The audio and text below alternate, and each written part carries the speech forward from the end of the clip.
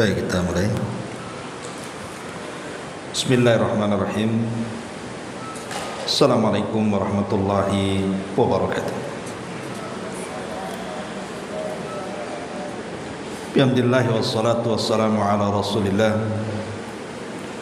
wa ala alihi wa sahbihi wa mawalah wa la hawla wa la quwata illa billahi wa ba'du.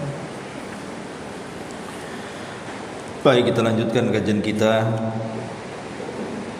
masih membahas kitab 175 Jalan Menuju Surga, dan kita masuk pada poin ketiga 2 dan halaman 82. Amalan sedikit dengan diiringi niat dapat menjadi kedudukan yang paling utama di sisi Allah Subhanahu wa taala. Kita baca hadisnya baru kita jelaskan. Di sini Rasulullah sallallahu alaihi wasallam bersabda, "Uhadditsukum haditsan fahfaduhu. Qala ma naqasa malu 'abdin min sadaqatin wala zulima 'abdun madlamatan fa sabara 'alaiha illa zadahu Allahu 'izzan wala fataha 'abdun baba mas'alatin illa fataha Allahu 'alaihi baba faqrin aw kalimatan nahwa wa uhadditsukum haditsan fahfadhuhu.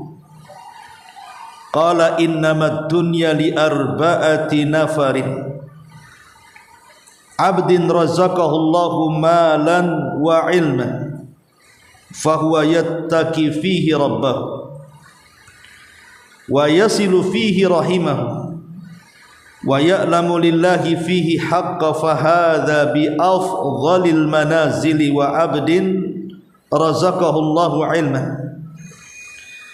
walam yarzuqhu malan fahuwa sadiqun niyyati yaqul law anna li malan la amiltu bi amali fulanin fahuwa bi niyyati fa ajruhu masawa wa 'abdin razaqahu Allahu malan walam yarzuqhu ilman fahuwa yahbitu fi malihi bi ghairi ilmin wala yattaqi fihi rabbahu wala yasilu fihi rahimahu wala ya'lamu lillahi fihi haqqan fahadha bi akhbathil manazili wa 'abdin lam yarzuqhu Allahu malan wala ilman fahuwa yaqulu law anna li malan la amiltu fihi bi amali fulanin fahuwa bi niyyatihi fawizruhu masawa'u.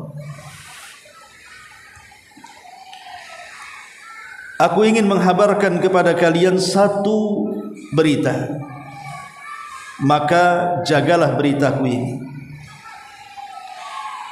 Sesungguhnya dunia ini, ini terjemahannya separuh. Saya ulangi, sungguhnya Nabi SAW bersabda, aku ingin menghabarkan kepada kalian sebuah habar, maka jagalah habar itu. Yang pertama, tidak mungkin berkurang harta seorang hamba dari sedekah. Yang kedua, tidaklah dizalimi seorang hamba dengan sebuah kezaliman, kemudian dia sabar dengan kezaliman itu, kecuali Allah akan menambah kemuliaan. Yang ketiga, dan tidaklah seorang hamba meminta-minta, kecuali Allah akan membukakan kepadanya pintu kefakiran atau kalimat yang semisalnya. Kemudian Rasul mengatakan lagi, aku ingin menghabarkan kepada kalian satu habar, maka peliharalah habar itu. Sesungguhnya dunia hanya untuk 4 manusia. Satu, seorang hamba yang telah Allah berikan rizki berupa harta dan ilmu. Lalu dengan rizkinya tersebut dia bertakwa kepada Rabbnya, menyambung tali silaturahimnya, dan dia tahu bahwa Allah memiliki hak di dalamnya. Inilah kedudukan yang paling afdal di sisi Allah. Yang kedua, seorang hamba yang telah Allah berikan rizki berupa ilmu dan tidak diberikan rizki berupa harta, namun dia adalah orang yang jujur dan berniat, di mana dia berkata, jika saja aku memiliki harta seperti dia, sungguh aku akan beramal seperti amalan dia.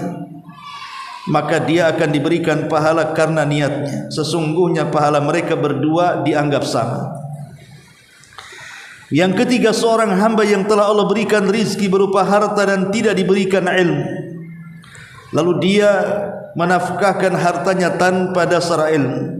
Dia tidak bertakwa kepada Rabbnya, tidak pula menyambung silaturahim, dan dia tidak tahu bahwa Allah memiliki hak di dalamnya. Inilah kedudukan yang paling hina di sisi Allah.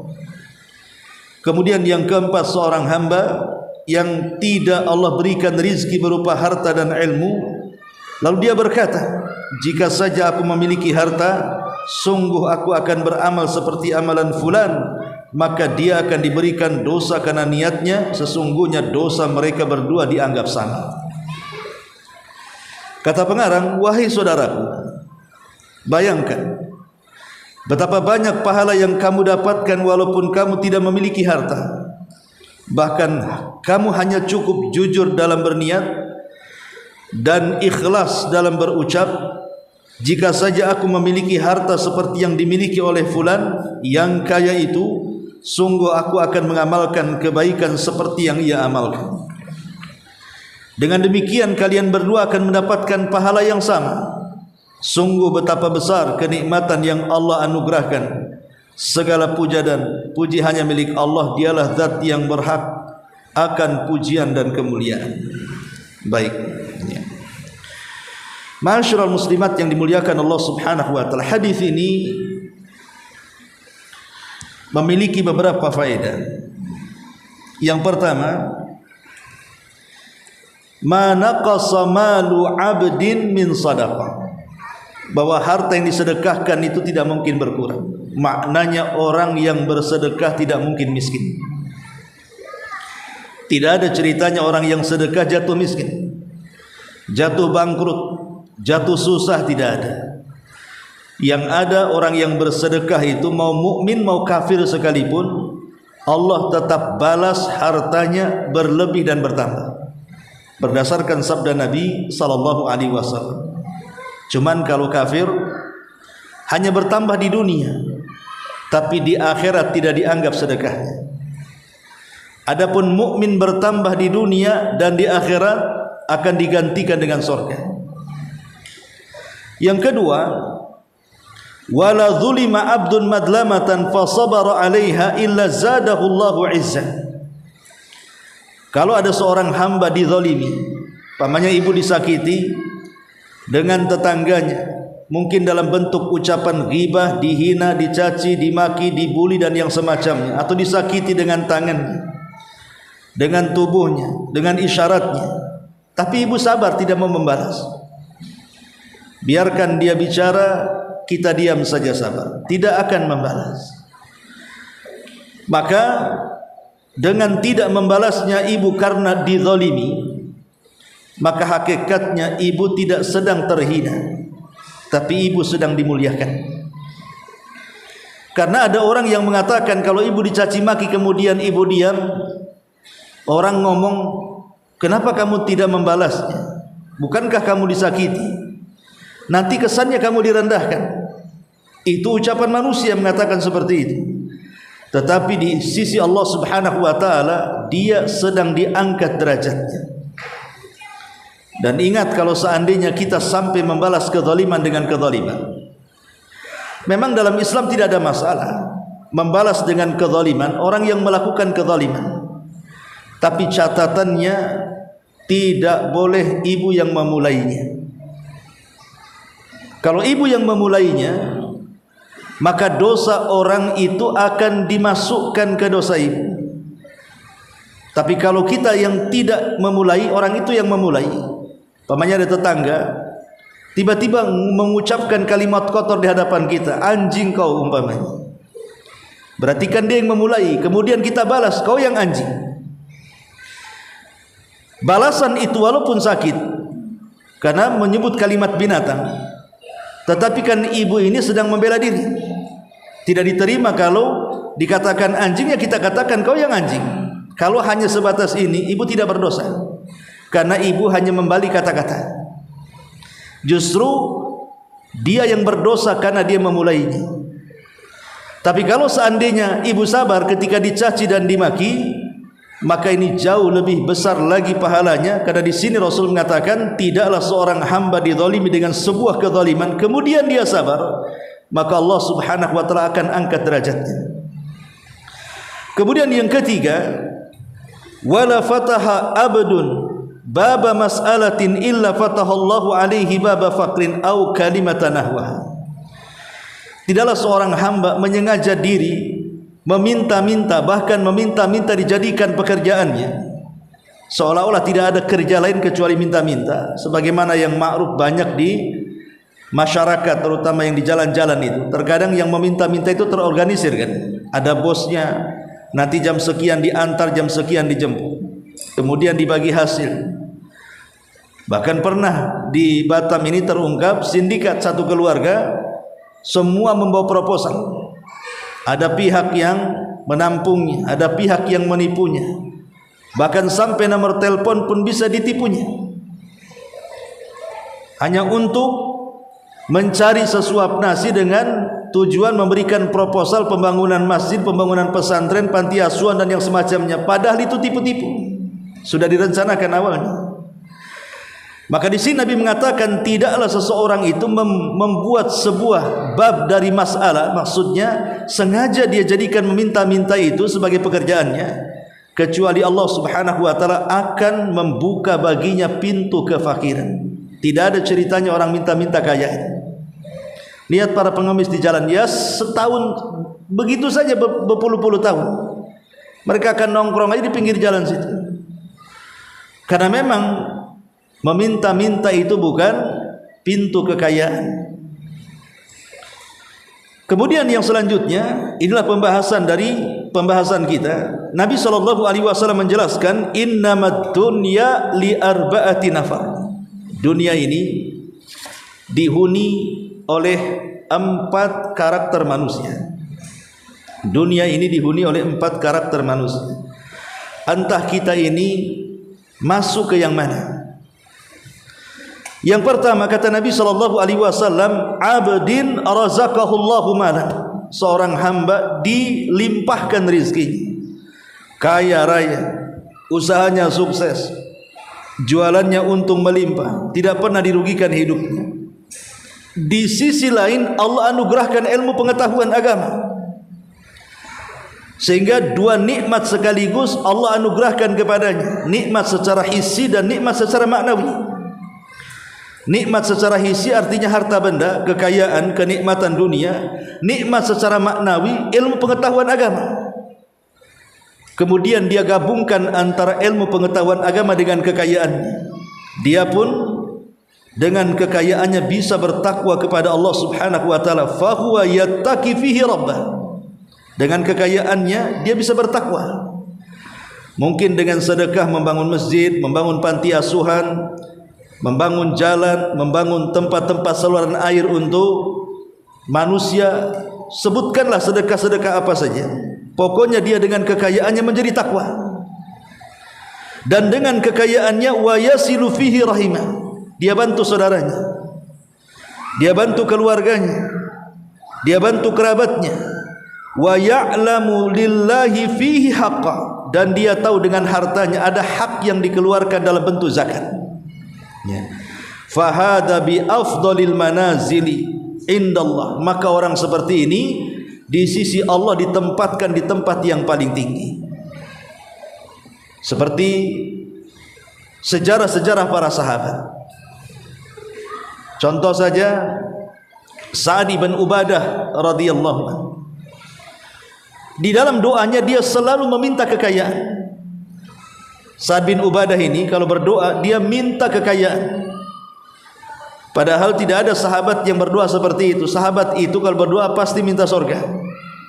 Kalau Sa'ad bin Ubadah itu selain minta surga, dia minta kaya. Supaya apa? Supaya dia bisa membantu keluarga Nabi. Makanya satu-satunya sahabat yang selalu memberikan hadiah kepada istri-istri Nabi SAW saat hijrah Nabi dari Mekah ke Madinah adalah Sa'ad bin Ubadah. Setiap hari dia berikan makanan kepada istri-istrinya. Dan apabila Rasul di waktu yang sangat senang hatinya, maka hadiahnya lebih besar lagi. Sampai wafatnya Sa'ad bin Ubadah, dialah yang mengkafil keluarga Nabi SAW dengan hartanya. Makanya dia dalam doanya selalu minta kekayaan supaya bisa membantu keluarga Nabi. Itu namanya menggabungkan antara ilmu dan harta. Lah orang yang seperti ini, kata Nabi SAW, afdal manazil indallah, seutama-utama kedudukannya di sisi Allah Subhanahu wa ta'ala. Kemudian yang kedua, abdin razaqahu ilman walam yarzuqhu malan, seorang hamba dianugerahkan banyak ilmu pengetahuan agama, dia alim dengan ilmunya, dia tahu hukum-hukum dalam agama. Masalahnya walam yarzuqhu malan, dia tidak diberikan harta. Dan ini yang banyak ya, ini yang banyak ustaz-ustaz kita itu hidupnya susah. Dia tidak kaya, tapi dia bisa berdakwah kemana-mana menyampaikan ilmu agama. Jadi ada orang itu diberikan ilmu pengetahuan agama luas, dia bisa berdakwah, dia mengajar manusia dengan lihainya, mengarahkan kepada agama. Masalahnya kehidupannya susah. Tidak seperti orang-orang yang di luar sana yang tidak punya ilmu tapi banyak kekayaannya. Tetapi karena dia punya ilmu walaupun tidak punya harta, dia pun ingin mendapatkan pahala seperti orang pertama. Bagaimana caranya? Dia mendapatkan pahala seperti orang yang punya harta, sementara dia tidak punya harta, cuma punya pengetahuan agama saja. Maka mulailah dia memasang niat dalam hatinya. Apa niatnya? Dia pun mengatakan, kalau sean lau anna limalan la amiltu bi amali fulani. Coba sekiranya aku punya harta banyak kayak dia. Coba kalau sekiranya aku punya kekayaan sama dengan dia, di mana dia bisa membangun rumah, pesantren, yayasan dan macam-macamnya, sarana-sarana dakwah, sarana-sarana umum dengan kekayaannya. Coba aku yang di posisinya, aku pun akan melakukan hal yang sama.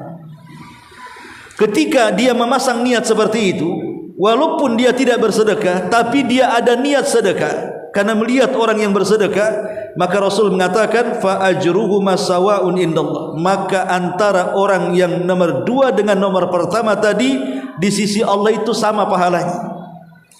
Padahal yang satu nyumbang dengan hartanya, yang satu nyumbang dengan niatnya. Tetapi karena niatnya sama, maka pahalanya juga disamakan di hadapan Allah Subhanahu wa taala.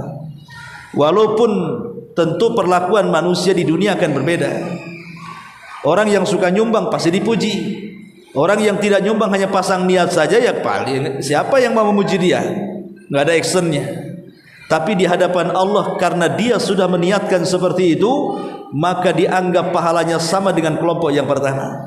Inilah yang disebut dengan al-ghibtah namanya.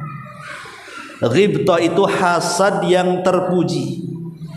Hasad itu kan ada dua. Ada hasad yang tercela, seperti orang yang berangan-angan kekayaan orang lain hilang, atau lebih parah, berangan-angan supaya kekayaan orang lain hilang dan berpindah kepada dia. Ini namanya hasad yang tercela. Tapi ada yang semacam hasad namanya ghibtah. Itulah hasad yang terpuji. Dia berangan-angan supaya ingin seperti dia, tapi tidak berangan-angan kekayaan dia hilang ataupun berpindah kepada dia. Hanya ingin seperti dia saja dengan niatnya itu. Itulah hasad yang terpuji. Dari sini kita tahu sesungguhnya niat ini ada dua perkara. Pertama, menjadikan perkara-perkara mubah menjadi sebuah ketaatan dan sebuah ibadah, bahkan bisa mendekatkan diri kepada Allah dengan sedekat-dekatnya. Dan yang kedua, dengan memasang niat ini tanpa sadar dia sedang mengumpulkan banyak pahala. Dengan niat ini dia sedang mengumpulkan banyak pahala, walaupun dia tidak banyak melakukan apa-apa, hanya niat saja. Disitulah kata Imam Hasan Al-Basri rahimahullahu taala, rubba saghirin tukabbiruhun niyah. Terkadang ada perkara kecil, tapi yang kecil dibesarkan oleh niatnya. Tapi terkadang ada perkara besar, rubba kabirin tusaghiruhun niyah. Terkadang ada perkara besar tapi dikecilkan oleh niatnya. Jadi niat itu bisa mengecilkan yang besar dan bisa membesarkan yang kecil, tergantung niatnya baik ataukah buruk. Ma'asyiral muslimat yang dimuliakan Allah subhanahu wa ta'ala. Kemudian kata Nabi SAW, kelompok yang ketiga, abdin razaqahullahu malan walam yarzuqhu ilma. Ada seorang hamba Allah anugerahkan banyak nikmat dari kekayaan, bisnisnya lancar jaya, usahanya buka cabang di mana-mana, uangnya tidak pernah kekurangan selamanya, kaya raya, rumahnya, tanahnya, kendaraannya, uangnya, tabungannya, pokoknya betul-betul dipenuhi Allah subhanahu wa ta'ala sebagaimana keinginan banyak manusia. Masalahnya orang ketiga ini tidak dianugerahi ilmu pengetahuan agama. Dia kaya tapi miskin ilmu. Ketika dia kaya dan miskin ilmu, maka rahasia harta muncul. Jadilah orang yang paling bejat di dunia, karena dia tidak bisa menundukkan hawa nafsunya. Ingat, hawa nafsu itu hanya ditundukkan dengan ilmu pengetahuan agama. Kalau orang jahil dari agama, macam mana dia akan menundukkan hawa nafsunya?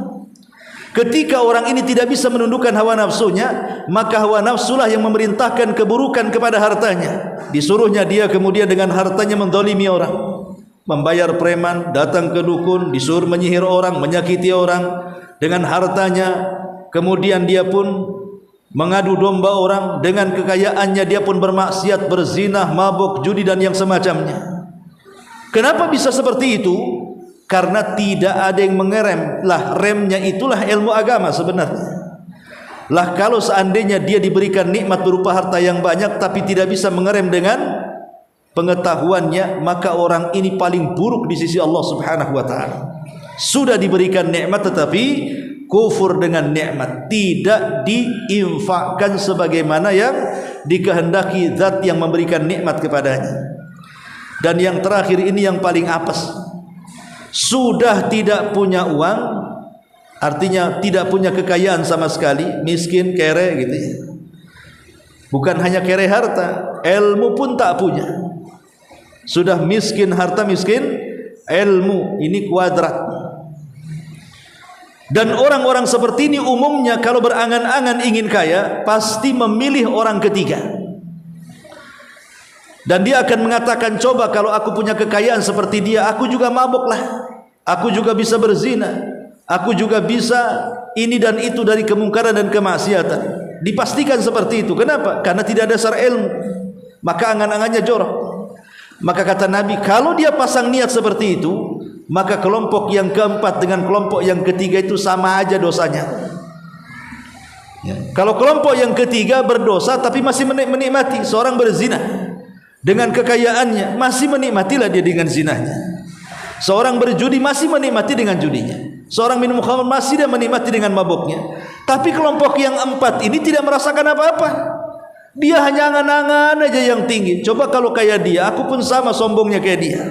Kan gak ngapa-ngapain dia, tapi karena sudah memasang niat, dosanya sama dengan dia, kan rugi akhirnya kan. Lah, itulah yang dikatakan pengarang di sini, amalan sedikit hanya memasangkan niat saja, tetapi mendulang pahala sebanyak-banyaknya. Ma'asyiral muslimat yang dimuliakan Allah subhanahu wa ta'ala, sebagian para ulama mengatakan seperti perkataan Yahya ibn Abi Katsir rahimahullahu ta'ala, dia mengatakan, ta'allamun niyata fa innaha ablagh minal amali. Pelajarilah niat dengan baik, karena terkadang niat itu lebih manfaat dibandingkan amal. Pelajari niat dengan baik, artinya biasakan niat itu pasang karena Allah. Kalau terbentik saja niat itu kepada selain Allah, langsung dibatalkan, balikan kepada Allah.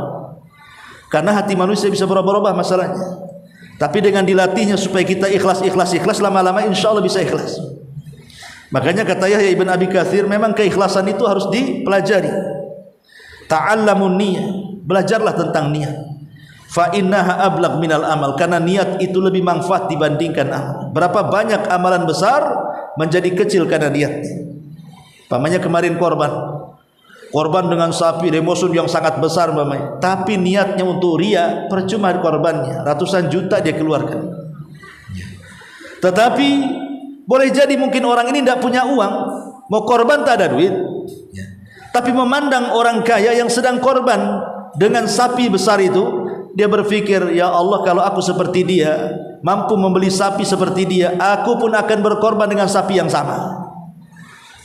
Maka orang yang mengatakan seperti ini akan mendulang pahala kurban seperti sapi yang diinginkannya, walaupun dia tidak berkorban sapi. Itulah yang dikatakan di sini oleh Yahya ibn Abi Katsir, terkadang niat itu lebih manfaat dibandingkan amal. Karena amal diterimanya itu ditentukan dengan niatnya. Kemudian berkata Daud At-Tai rahimahullahu ta'ala, dia mengatakan, ra'aitul khaira kullahu innama yajma'uhu bihusnin niyyah. Aku melihat kebaikan seluruhnya terkumpul dalam satu kata, husnun niyyah, baiknya niat seseorang.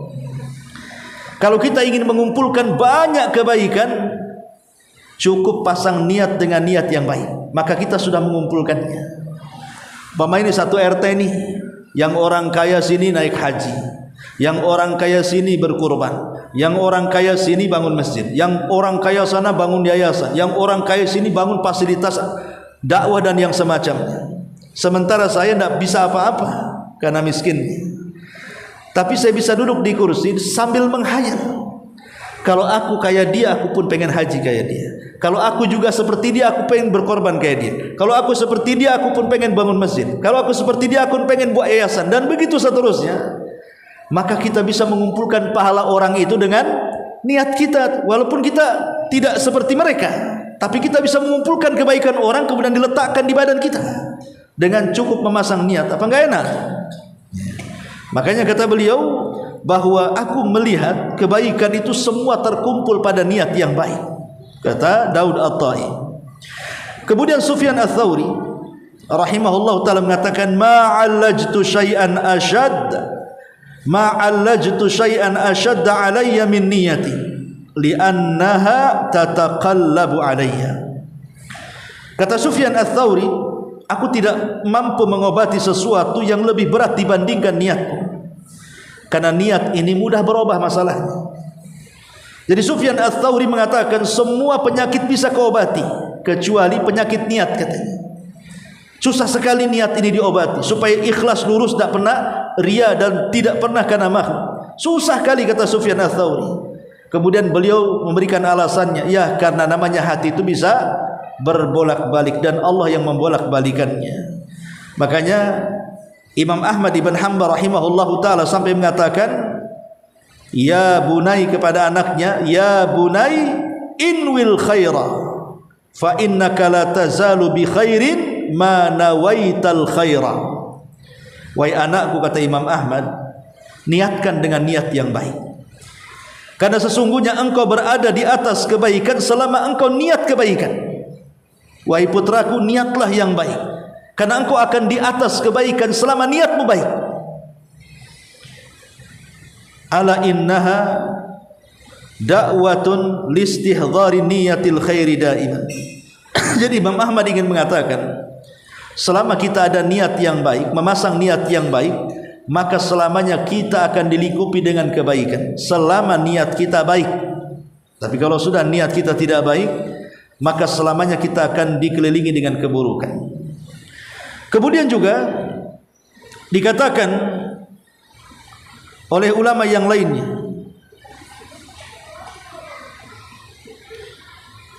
seperti yang dikatakan al-Imam At-Tabari rahimahullahu ta'ala, beliau mengatakan, takhlisun niyati min fasadiha asyaddu 'alal 'amilina min tulil ijtihad. memurnikan niat dari kerusakan itu lebih berat bagi orang-orang yang banyak beramal walaupun mereka terus melakukan ijtihad sepanjang masa, bersungguh-sungguh dalam beramal sepanjang masa.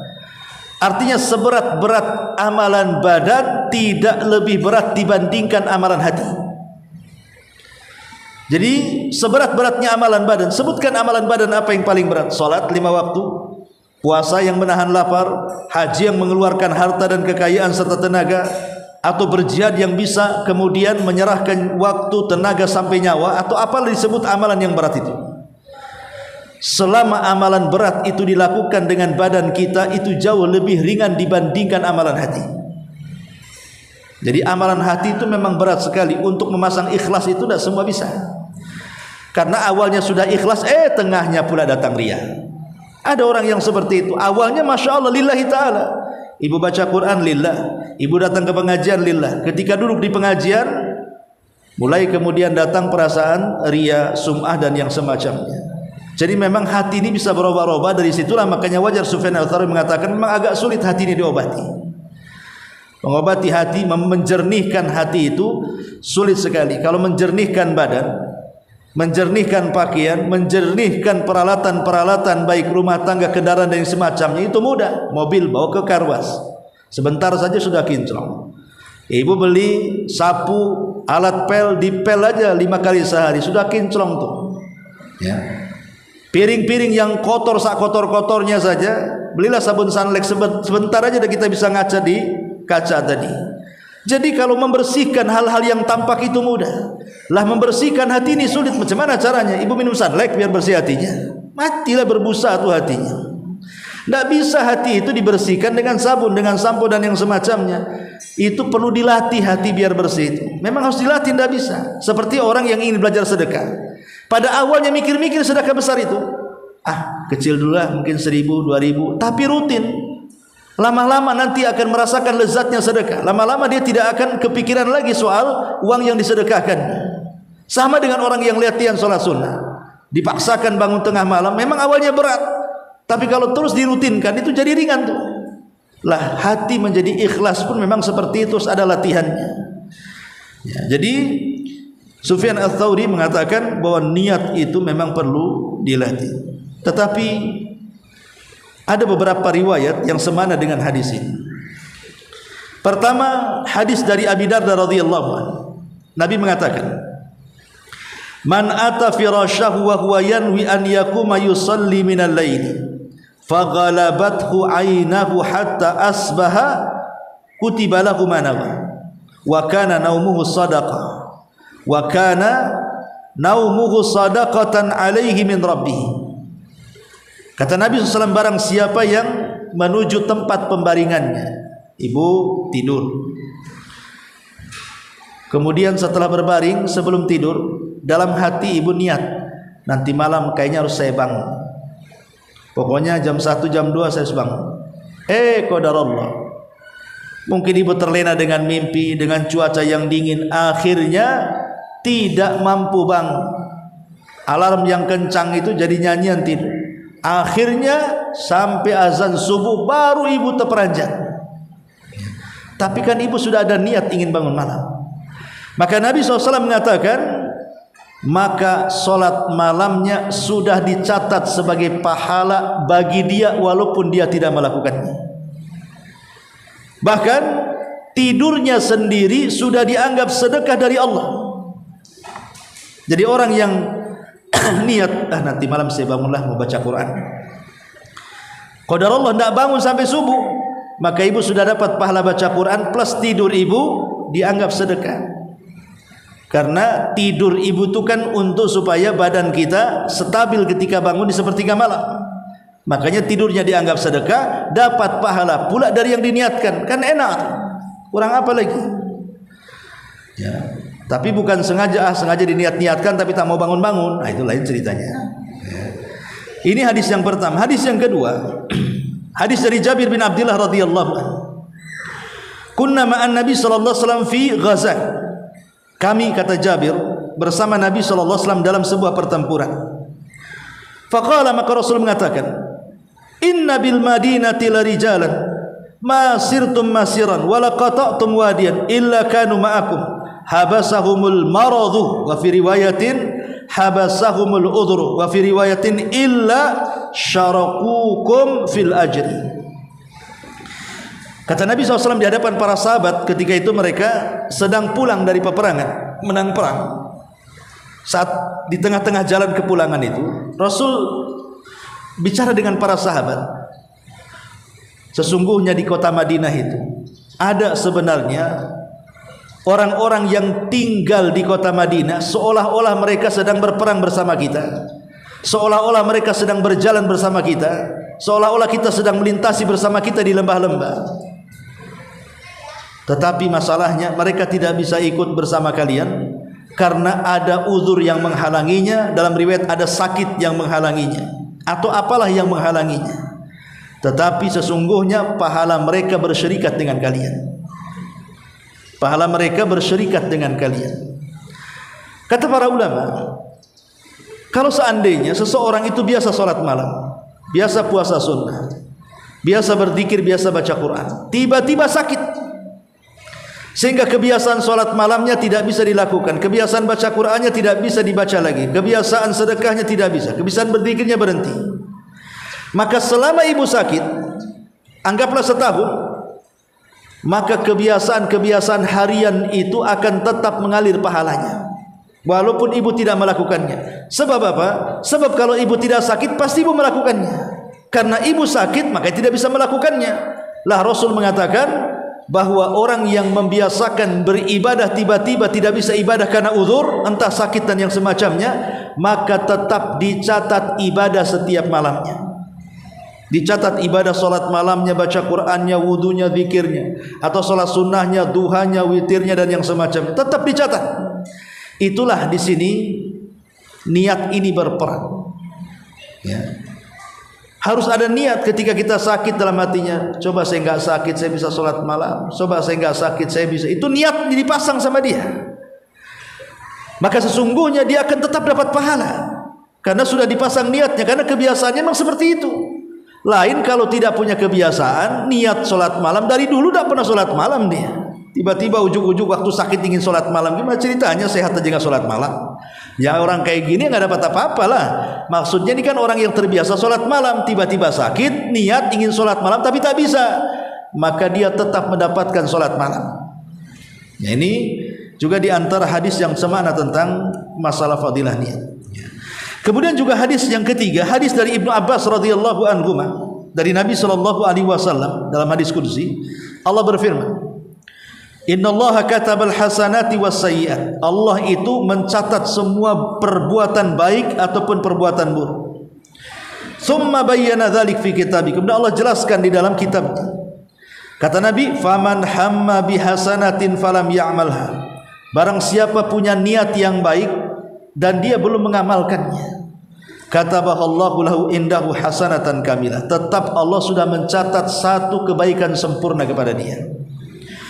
Wa man hamma bisayyi'atin, tapi sebaliknya barang siapa yang berniat dengan niat keburukan, walam ya'malha, dan dia tidak mengamalkannya, Allah tidak mencatat keburukannya.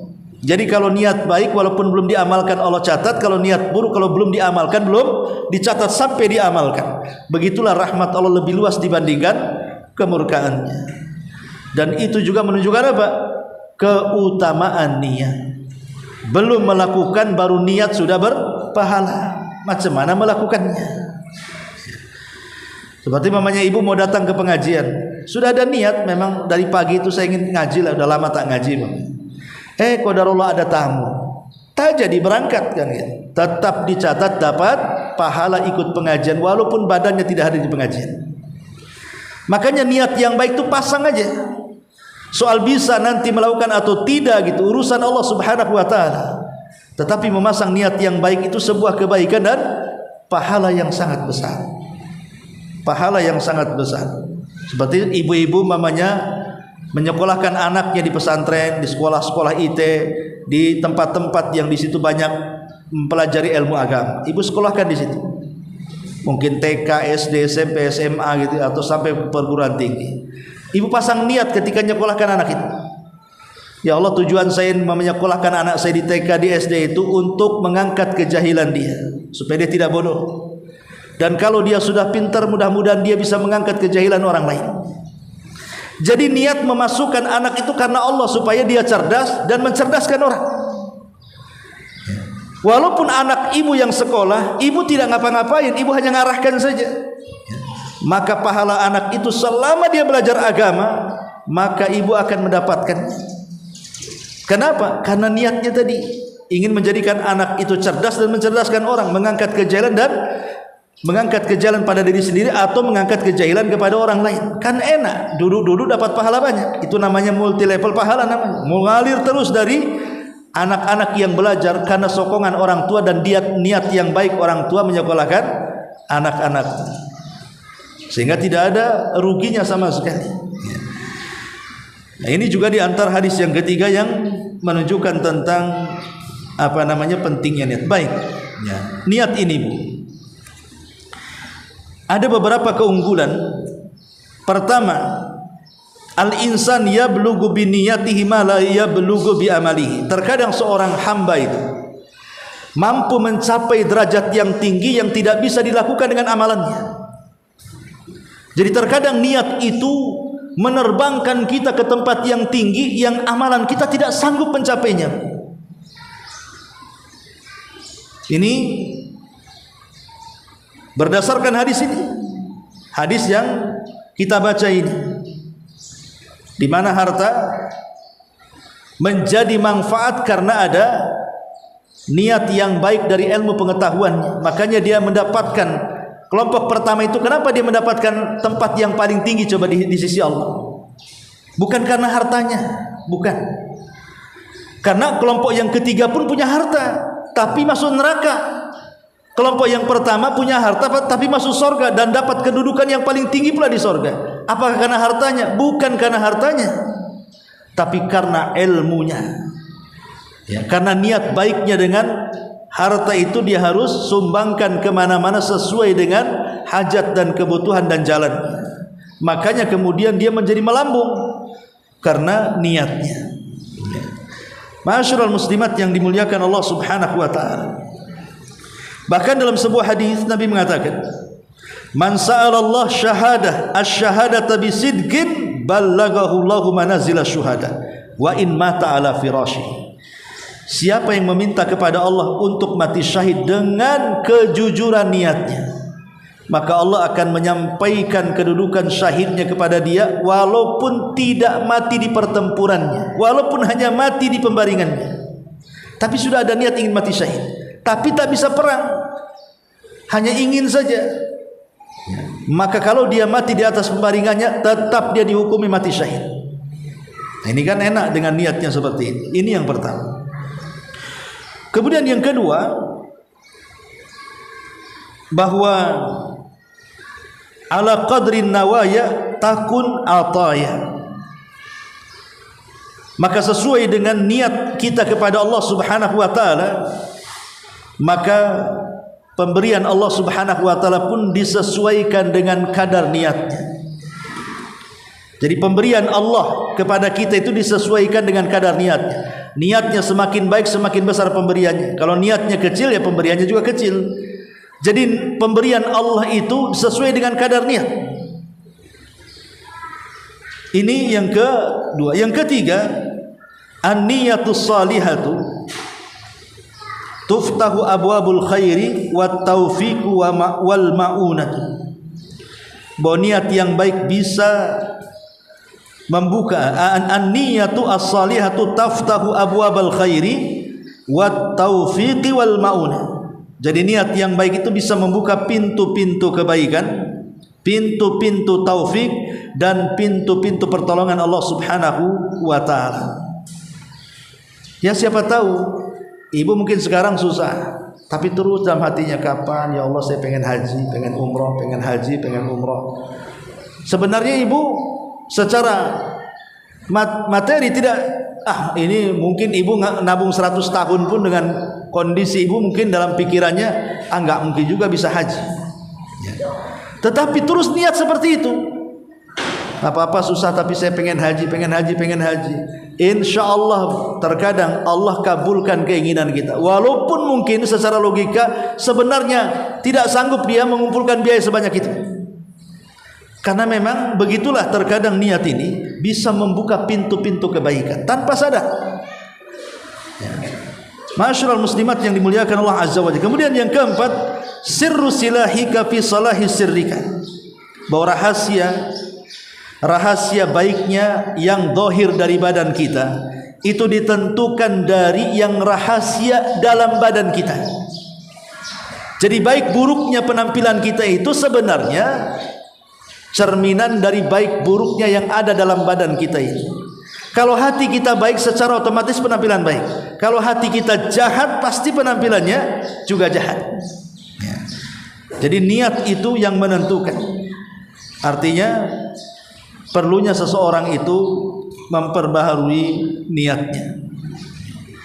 Ma'asyiral muslimat yang dimuliakan Allah Azza wa Jalla. Dan yang terakhir tentunya, niat ini bisa menjadikan orang celaka dan bisa menjadikan orang beruntung.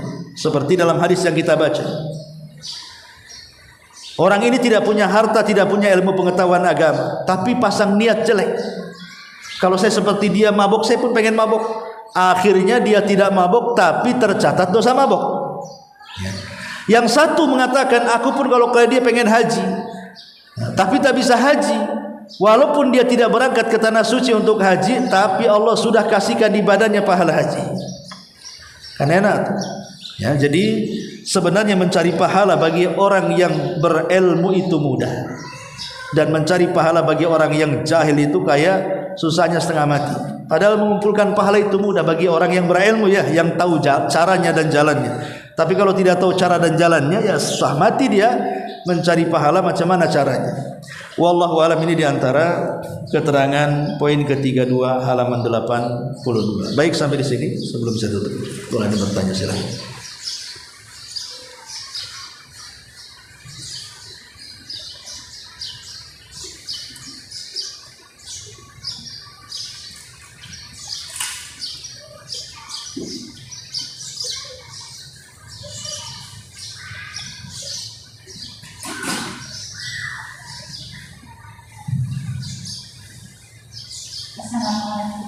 Waalaikumsalam.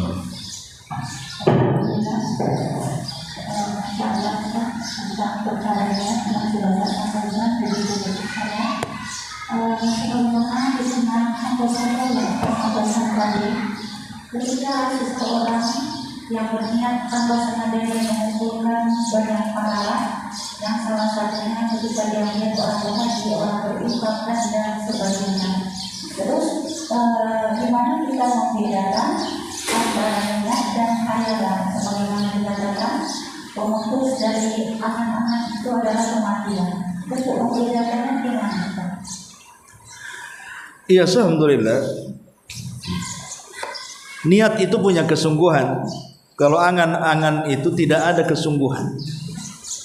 Umpamanya orang pengen sholat malam, memang dia bisa sholat malam, sehingga ada kesungguhan untuk bangun. Dengan cara apa? Pasang alarm, berwudu supaya nggak diganggu setan. Kemudian juga cari posisi tidur supaya tidak nyenyak dalam tidurnya, entah baring ke arah kanan, ke dekat jantung, biar kalau dengar suara langsung bangun. Itu kan ada kesungguhan dia. Itu namanya niat. Tapi kalau angan-angan itu dia nggak pernah sholat malam. Entah malaikat kapan masuk di hatinya, melamun atau kapan saya bisa sholat malam. Tapi tak mau pasang alarm. Sengaja AC pun dipasang bukan 16, 10 dia pasang. Kayak kutub ya. Nggak ada niat, memang sebenarnya dia nggak punya niat bangun, dia cuma menghayal aja kan begitu. Lah di situ sebenarnya lihat kepada ijtihad, sebenarnya kesungguhannya. Mana orang yang menghayal, mana orang yang melihat, itu dari kesungguhannya di situ. Makanya istilah para ulama itu dengan disebutkan sidqun niyah, jujur dalam niat. Dilihat kejujurannya karena ada kesungguhan dari niatnya. Wallahu a'lam.